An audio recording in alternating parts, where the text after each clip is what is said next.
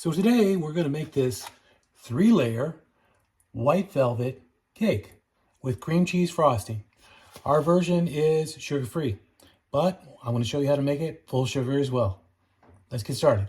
Okay, so the first thing I'm going to do is talk about the list of ingredients that you're going to need for this cake. I'll talk about the ingredients and measuring them out as we go, but just so you can have them on hand. You're going to need cake flour, and we'll talk more specifically about why you'll need that, but 3 cups of cake flour. You're going to need 1 tablespoon of baking powder and a half teaspoon of baking soda. You're going to need a half teaspoon of salt. You're going to need 1 cup of unsalted butter. Again, we're talking about quality of ingredients today. So if you can get organic butter, something from a local farm or dairy, it's going to taste better. It's going to be better for you. You're going to need 2 cups of some kind of sugar. It doesn't matter whether it's fake sugar like erythritol or monk fruit or something like that, or just regular sugar or pure cane sugar, whatever you have on hand. But the better the sugar, the better it'll be not only for you, but the better it will taste. Also, 4 large egg whites. We'll talk about the quality of eggs here in a little bit too, but again, if you can get organic cage-free eggs, it will taste better. 1.5 teaspoons of vanilla, and pure vanilla extract is best. 1 teaspoon of almond extract, and 1 1/4 cup of buttermilk. That is your list of ingredients to make the white velvet cake. So before we get started, what you're going to want to do is preheat your oven at 350. Go set it right now. And then you're going to need 3, not 1, not 2, but actually 3 9-inch cake pans. This is a 3-layer cake. Get them out now. So we're going to do what my grandma always did. We're going to take trusty old Crisco, and we're going to get ourselves a paper towel, and we're going to swipe some of it out of the container, and we are going to use that to grease our cake pans. We're going to focus on quality ingredients, and we're going to show you how to make a cake from scratch the old way, the way that people used to. At the store, most stores and most supermarkets still kind of have maybe at least one choice for cake flour, okay? Cake flour costs more. It's at least double the cost of regular flour. The reason that you don't want to use regular flour is because cake flour is different. I mean, this Swan Downs flour says right on the box, 27 times finer, okay? Cake flour is ground finer. It actually is better to use and better for you too. It has lower protein content because it's ground finer. It has lower gluten development because of that. But the most important thing about cake flour is that it's softer, it's lighter, it makes a crumb-like texture and a less dense cake. So you want to make sure you get cake flour. You're going to need 3 cups of cake flour. Next, you're going to need 1 tablespoon of baking powder and a half of a teaspoon of baking soda. And your last dry ingredient is half teaspoon of salt. Take your dry ingredients, put them into a mixing bowl, and whisk them together.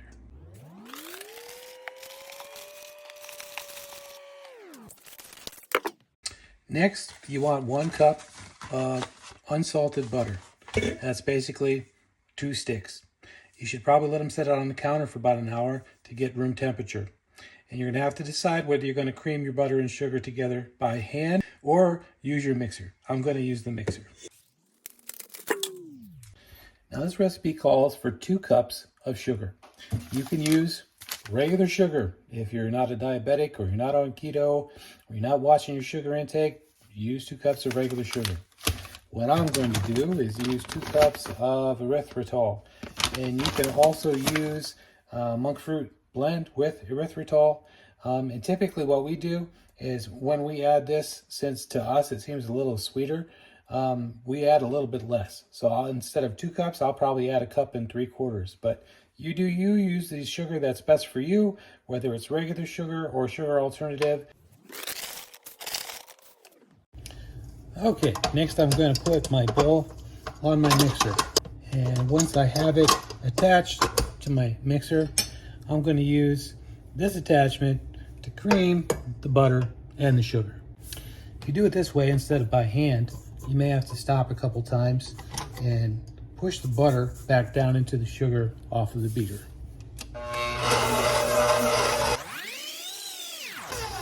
You may have to do that a couple times. Basically, it's going to turn into crumbs or crumbly texture, and you're going to see the butter begin to be well mixed with the sugar. You just want to make sure that you've got the remnants off the beater and you've got it mixed as well as you can. I'm going to do it a third time. Okay, looks like we're now ready for some eggs. So now we need 4 large egg whites. What you see in my hand are 4 brown eggs. There's a reason for that. I'm going to talk about quality of ingredients one more time, okay?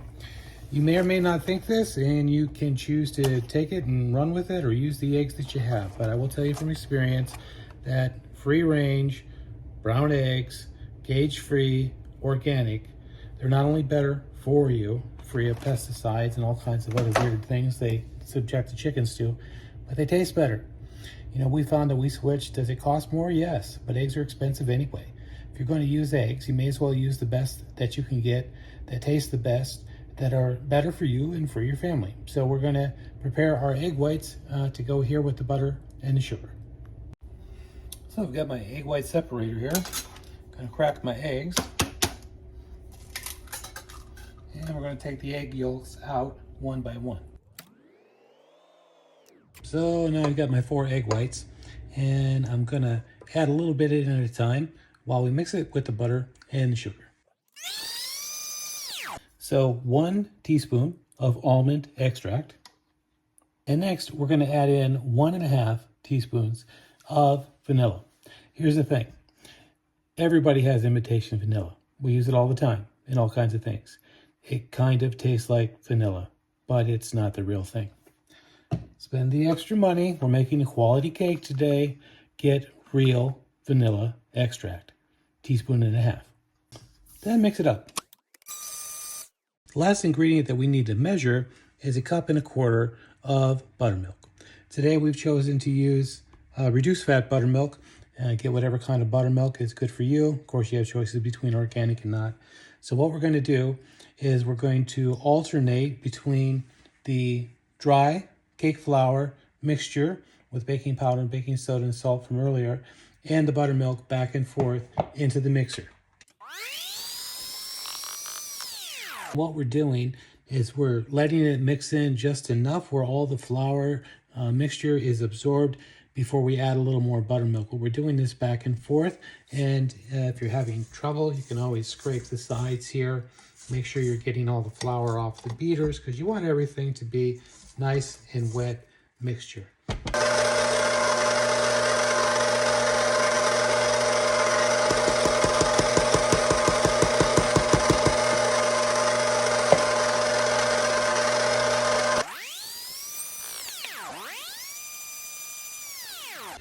Now that we've made our cake batter, we're going to try to divide it as evenly as we can between the 3 cake pans. You're going to bake these in the oven for 22 to 25 minutes at the 350 that your oven's preheated to. And you want to put them, if you can, on the same rack. Just be cognizant of the fact that one pan may cook faster than the others, depending on where the hot spot in your oven is and where you position them on the rack. So keep an eye on them. They're done when a toothpick or a knife comes out clean from the center of the cake. While the cake is baking, we're going to make our frosting. Make sure you've taken your beater for your mixer, this is what I'm going to use, and your bowl, and put them in the fridge so they can get cold. The ingredients that you're going to need to make the frosting are 2 blocks of cream cheese, 3/4 cup of heavy whipping cream. You're going to need some sugar. So if you're going regular sugar, you're going to need confectioner sugar, powdered sugar, okay? If you're going fake sugar, you're going to want some stevia, in addition to some powdered erythritol. Basically, it's fake confectioner sugar. Or what we're going to actually do, because we don't like how sweet that is, it's kind of got that ice feeling on your tongue. We're going to use some whole earth, monk fruit, and erythritol packets, and some stevia for flavors. You're going to need about 6 tablespoons of whatever sugar you decide to use. The key to making this frosting and having it turn out right, cream cheese frosting, is having the bowl and the beater cold. So we've got ours in a freezer. And also to have all the elements, the ingredients that I just mentioned, in the fridge until the time you're going to use them.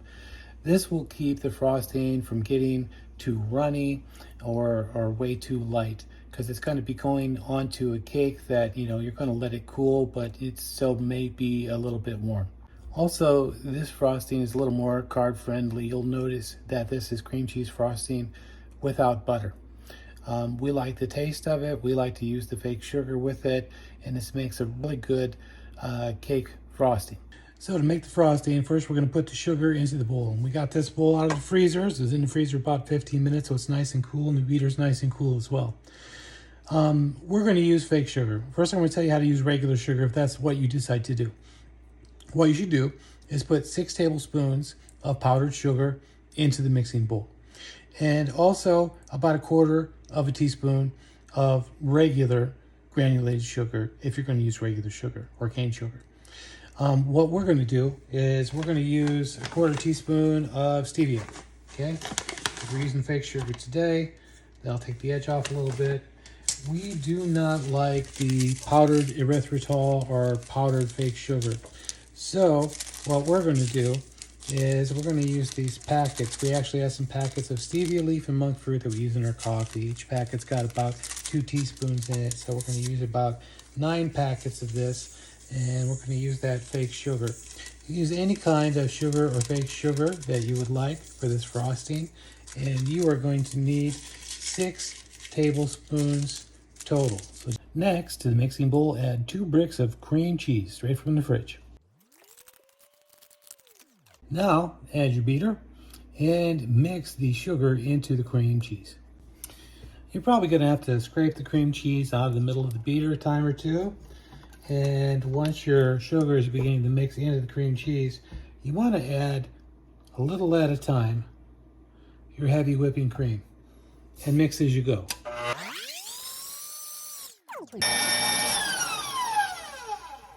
I can see the peaks that I need to see, and it looks like a really, really nice cake frosting. And also, you want to taste it to make sure it's as sweet as you expect it to be. You can always add a little more sugar if you need to. Ours is perfect for where we like it. Maybe you want to add a little bit more into yours. Don't go too far. You can always add more, but you can never take back out. You might not be used to making a 3-layer cake. The layers are a little bit thinner because you've divided the batter between 3 pans. So what I'm showing you is what it looks like when it comes out, when it's done. Your oven will vary from other people's ovens, but 22 to 25 minutes is about normal. But keep an eye on it. You can kind of smell if it's starting to get a little brown. But see how the edges are brown? They're starting to pull away from the pan. And you can see how it's got kind of a light brown texture. In addition to that, you know, I take my knife, I put it in, I pull it out. I don't have any cake really stuck to the knife. These cakes are done. Once all 3 cakes are done, put them on a cooling rack, let them cool for 20 to 30 minutes. So after our cake pans cooled for about 20 to 30 minutes, it was really easy to flip the cakes out of them and turn them upside down, let them cool for another 10 or 12 minutes. Now we're ready to frost the cake. Okay, so our cake frosting has been cooling since I made it in the fridge. I just got it out. And what I'm going to do is, of course, out of all 3 of the cakes, you're always going to have one that's a little bit thicker. So I'm going to get the thickest and make it the bottom layer. And we're going to frost and assemble the 3 layers to make our 3-layer cake. And we're going to frost and assemble our 3-layer white velvet cake.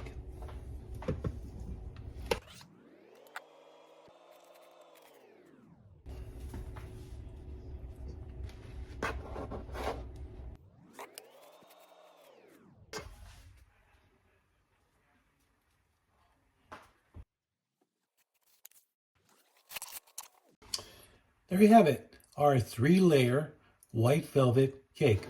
Our version, again, is sugar-free, keto-friendly, carb-friendly, all those things. You can also make it with full sugar. Are you going to make this cake for your family next time?